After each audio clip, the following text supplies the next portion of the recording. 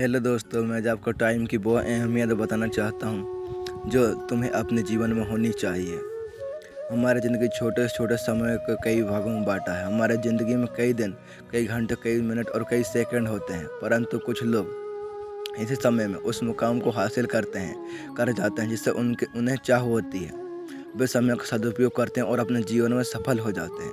और मैं इस समय पर आधारित टाइम मोटिवेशन स्टोरी बताना चाहता हूँ। एक गांव में एक गरीब आदमी रहता था। उसके घर में उसकी पत्नी और उसके बेटे और उसकी एक छोटी बेटी थी। उसकी पत्नी दूसरे घर में काम करके अपने परिवार का पूरा खर्च चलाती।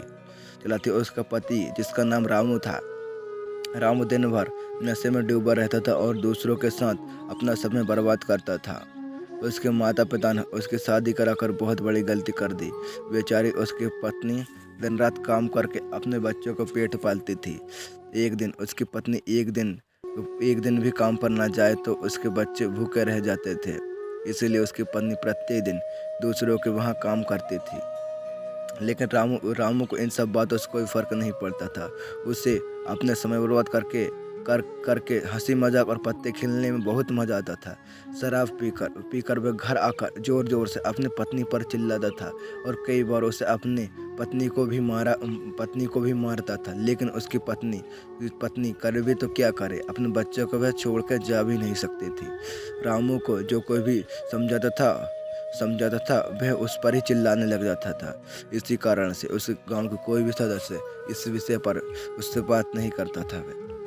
वह सुबह खाना खाकर निकल जाता था और रात को शराब पीकर आता था और अपनी बीवी के ऊपर गुस्सा करता था। ऐसे ही कुछ दिन तक चलता रहा। कुछ दिनों बाद संसार में एक ऐसी बीमारी ने जन्म लिया जो मानव जाति के लिए अत्यधिक खतरनाक और चारों तरफ इस बीमारी का ही कहर था। आप सब जानते होंगे, मैं कोरोना वायरस की बात कर रहा हूँ। जब सरकार द्वारा लॉकडाउन लगाया गया था, तब चारों तरफ लोगों के एक दूसरे को कहीं आना जाना बंद हो गया था। सारे कार, सारे फैक्ट्री, सारी गाड़ियाँ इत्यादि बंद कर दिए गए थे। अब रामू का परिवार भूखा मरने लगा था, क्योंकि उसकी पत्नी जो रोज काम करती थी, इसी कारण से वह किसी घर में काम नहीं जा पाते थी और बीमारी की वजह से उसे कोई भी बुलाता नहीं था। उससे उसके परिवार में अनाज का एक भी दाना भी नहीं था। इससे उस घर में कुछ पैसे भी नहीं थे। अब क्या करता, उसका एक छोटा बेटा भी बीमार हो गया था। उसका छोटा बेटा बीमार हो गया था। उसके बच्चे की तबीयत ज़्यादा खराब हो गई। तभी रामू को समझ आया कि अब परिवार में ध्यान देना चाहिए। उसने बच्चों को अस्पताल ले जाने की सोची, परंतु उसके पास पैसे भी नहीं थे। गांव वालों से पैसे मांगने गए। गांव वालों ने कहा, पहले कहने में तो हमें लोगों को ही उल्टे सुनाया करता था तू। अब इस लॉकडाउन में हमारे पास पैसे कहाँ से आएंगे और हम पैसे तुम्हें क्यों दें, यह कहकर वहाँ लौटा देते थे। रामू अत्यधिक परेशान था। अब करे तो क्या करे। वह चाहकर भी कुछ नहीं कर सकता था। एक दिन पूरा बीत गया। उसकी बेटे की तबीयत और ज़्यादा खराब हो गई। तभी किसी तरह उसकी पत्नी ने जहाँ काम करती थी वहाँ से कुछ पैसे जुटा कर लाई और रामू को अपने बच्चे को अस्पताल ले जाने के लिए तैयार हो गई। रामू अपने बच्चे को गांव के बाहर एक अस्पताल पर पहुंचा। रामू दौड़ता हुआ डॉक्टर के पास गया और उसने कहा, मेरे बच्चे को बचा लीजिए। डॉक्टर साहब, उसने सारे इंस्ट्रूमेंट लगाकर चेक किए। तब तक उसका बेटा मर चुका था। रामू यह सुनकर पैर तले उसके नीचे जमीन खिसक गई।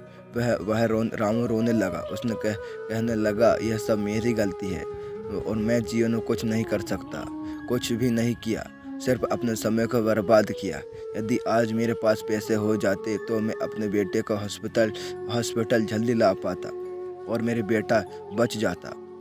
मैंने अपने जीवन में समय को बहुत बर्बाद किया, लेकिन मुझे समय का अहमियत पता चल गई।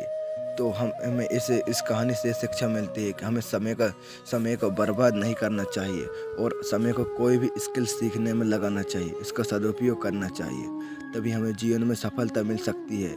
इस कहानी में अगर रामू पहले से काम करता तो उसे पैसे होते और उसका बेटा का इलाज हो पाता, जिससे उसका बेटा आज भी जिंदा होता।